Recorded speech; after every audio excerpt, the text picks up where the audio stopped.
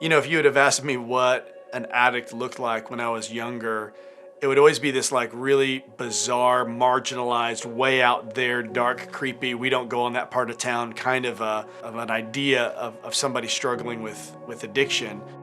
The reality was I was inches from it. My perception of addiction was pretty uncommon, it was pretty rare, and the people on the streets are probably the ones that are addicted. I could describe myself often as an alcoholic heiress because I felt like that I had done everything that I was supposed to do. And so because of that, my kids would be exempt from this. And so it just never, we were very unprepared for this when it hit. I remember even going by and seeing the AA sign and thinking, oh, watch out for those people. And, you know, it truly isn't anything how I perceived it just 5-10 years ago. My perspective about a drug addict, it wasn't something that I had ever experienced. It was those people you see on the street. I felt sheltered from it, so I just really didn't know very much about, just wasn't very educated on drugs and alcohol abuse. 10 years ago, I knew addiction was an issue. I knew that some of our families were struggling with it. What I didn't realize was that as a pastor, if I wasn't talking about it, then all those individuals and families dealing with addiction were assuming that they were the only ones. There was a real loneliness, a real isolation, because it was kind of a secret burden that people were carrying. Our community doesn't understand, number one, the disease, or that it's not a choice. It's not something they're doing on purpose or doing to other people. If they could stop, they would.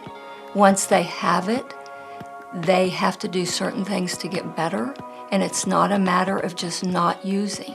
Often I think that families are huge triggers. They think they're helping, but they're not. Just like I thought I was helping and I was making it worse. So my relationship to addiction is probably twofold. The first thing that comes to mind if somebody were to say, what's your relationship to addiction? I think about my little brother who is a heroin addict and I think is, walking through recovery. And then I think the second way is just being a pastor in the city, seeing people in our church and in our city that are just racked with addiction. You don't have to live very long as a pastor and come face to face with that. Hope is Alive is important to our community because drugs and alcohol are an epidemic. And the more we keep it in the dark and we cover it up, the worse it gets. The key with Hope is Alive is that word hope.